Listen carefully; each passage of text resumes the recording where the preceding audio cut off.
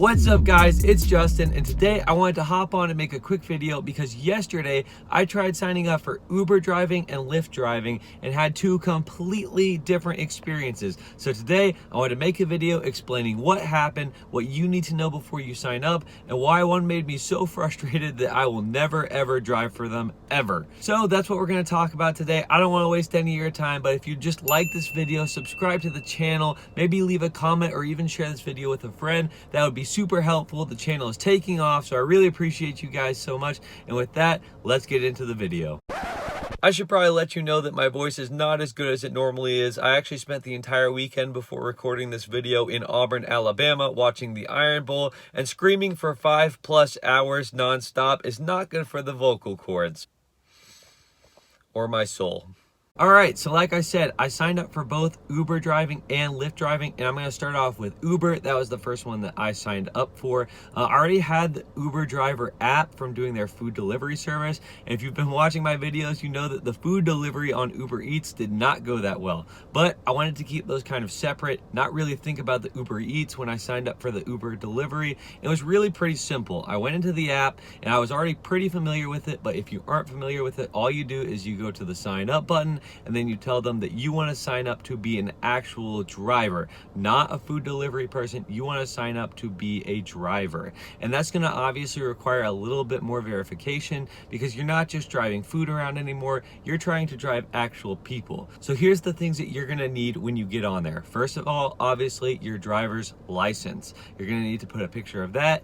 You're going to need to take an actual physical picture of yourself. From what I can tell, you can't actually upload a picture. You have to physically take a picture in that moment. So you better be looking good when you're signing up for this. So you need your license, you're gonna have to take a picture, you're gonna need your vehicle's registration, take a picture of that and upload it on there, as well as proof of insurance. So obviously they're not gonna let you drive people around if you're not insured. You should be insured anyways. We want to be driving safe on the roads. And then you just put in your vehicle information, and it said that they should approve it within 24 hours, but it could take up to 2 to 3 business days. So again, 24 hours is the expectation. It could take up to 3 days.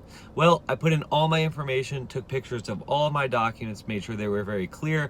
Obviously, when you do this, you want to do the same thing. Make sure you're taking good photos so you don't have any problems. Don't delay the process any further. And 15 minutes later, I got notifications that started rolling in saying my documents had been approved.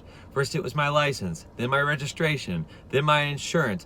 Everything got approved within like a half hour, I would say, and not an hour later, I got a notification saying, hey, you're ready to drive for Uber. So seriously, if this is something that you want to do, I do think that I had already passed a background check because I had signed up for UberEats. I'm pretty sure they had run my information at that point, so they didn't still need to do that. But regardless, they made it super quick, super easy, got my documents verified right away. And I really, really appreciated that. I was very impressed with the process. At no point was it confusing whatsoever. I would highly recommend at least trying to sign up for it because I don't think you'll have any problems either. But speaking of problems, I also, as I already told you, tried to sign up to drive for Lyft. I had these crazy ideas in my head to make videos of Uber versus Lyft driving, or spending one day doing Uber, spending one day doing Lyft, or which app is easier to use, those kinds of things. It was going to be a great video series. Well, I downloaded the Lyft driver app, got the app, I went through the whole process, and it said, okay, here's where you can sign up to be a driver. I did that, put in my name, put in my vehicle information, and then it said, all right, now you have to watch a 22-minute video on being respectful in the car. 22 minutes of being respectful in the car. And honestly, I don't really necessarily have a problem with this. First of all, I do think that you should be respectful in the car, and it made some good points about how you could maybe say something that you didn't perceive as disrespectful, but how it could come across that way. So I understand what they're going for. 22 minutes was a little bit excessive, a little bit repetitive, but regardless, I was willing to do it because I knew that at the end of the day, I'm representing Lyft as a driver. I'm driving for them. I'm representing their company. Even if they claim that I'm doing my own business, at the end of the day, it's still Lyft that I'm driving for, so I don't really have a problem with it. What I do have a problem with, however, is the fact that I watched the entire 22-minute video for it to then reveal to me that in the Nashville market, the age requirement is not 21 years old. It is 25 years old. So I'd gone through this whole process, spent probably about a half hour watching the video, making sure I understood everything, for it to then tell me that I was not eligible to drive for them. So I'd put in all my information, I'd watched this entire tutorial, and then they said, oh, you know what?